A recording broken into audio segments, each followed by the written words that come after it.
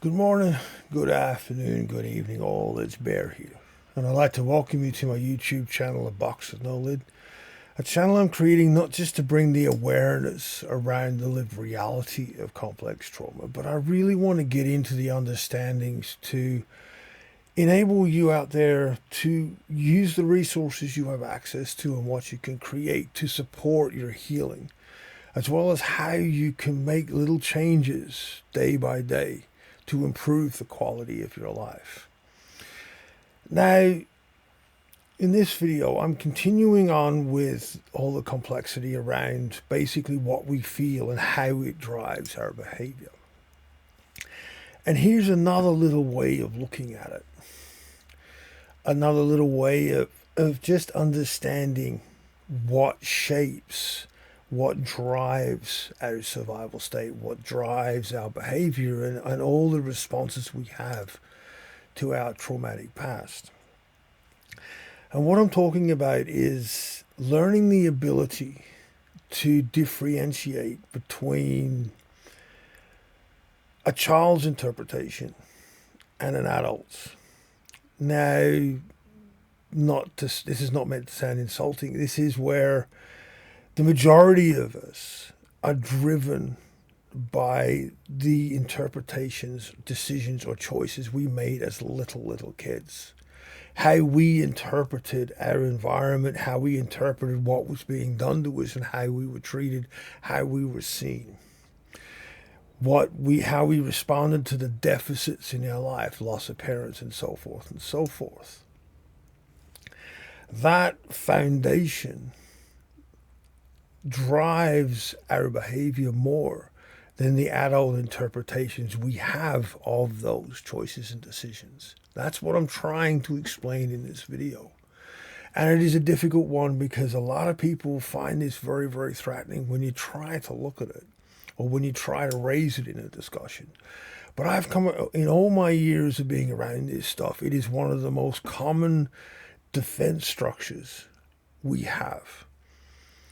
That's the way we defend the adult interpretations, because they come from what we feel, and what we feel was created so many years ago. And to look at what we feel, we also are addressing the experiences and memories and emotions around what we feel. And for many of us, those memories are blocked to us. Our body won't allow us to access them.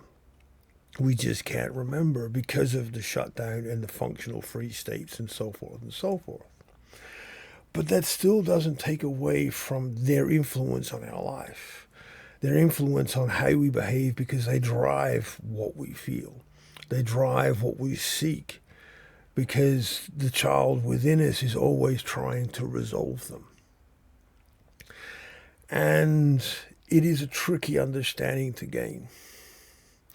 Now, I've raised this in a couple of videos before, but it's a personal explanation from my experience, but it may be helpful in how to understand this. For years, or for the majority of my life, when I connected to people, because of how I was taken in my childhood and so forth, how I connected to people, my child self was seeking as strong a connection as I would have received if my mother was able to pick me up and take me home. That infant need, translated in adult expression, caused all sorts of problems, especially with predatory type people around me throughout my life, because I approached every connection and every interaction with that innocence of, am I going to receive this level of appeasement or this level of connection? Completely unaware. My adult self was completely unaware of this. And it opened up a world of disasters and repetition of harm and challenging, difficult situations and all this stuff because of an infant interpretation, an infant need, an infant expression driving adult interactions. I see it all the time when I talk with people that have gone through early childhood trauma. I see it all the time. I'm yet to see a person who has gone through early childhood trauma that isn't driven by these infant and young child interpretations, perceptions, responses. And none of this stuff is wrong. But if we're trying to heal trauma, we really need to understand it for our own well being.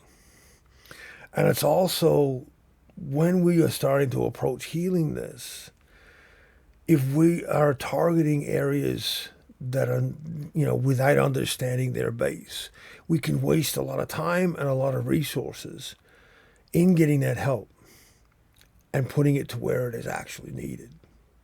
And what I mean by this, okay, if you're paying money for a therapist to help you out with relationship issues, interactions with others, and you're unaware of an infant childhood base, and all the therapy is based on these adult experiences, and you don't touch that base, yeah, you'll learn a bunch of sentences, you'll learn a bunch of things to do, but you won't be able to take them to that base, and it won't change.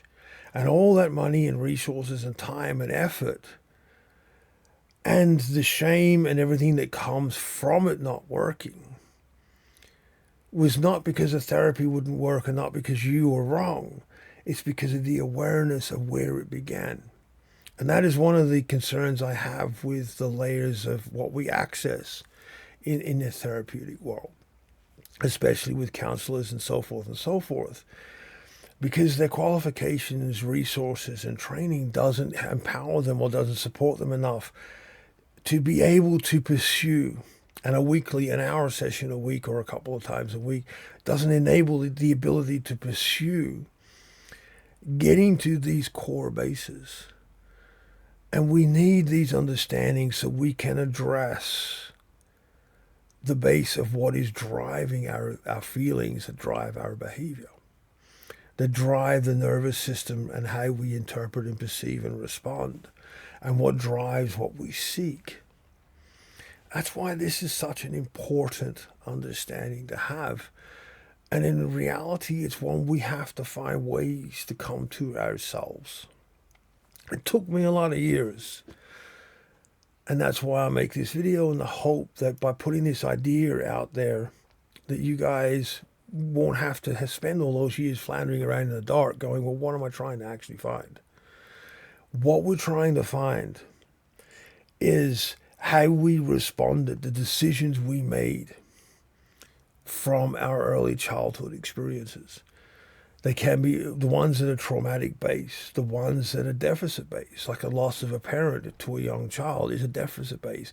It is a trauma base, but it is also understanding the deficit of what that parent meant, how the other adults or the other parent and the adults around responded, and the life that went and occurred after that creates that base.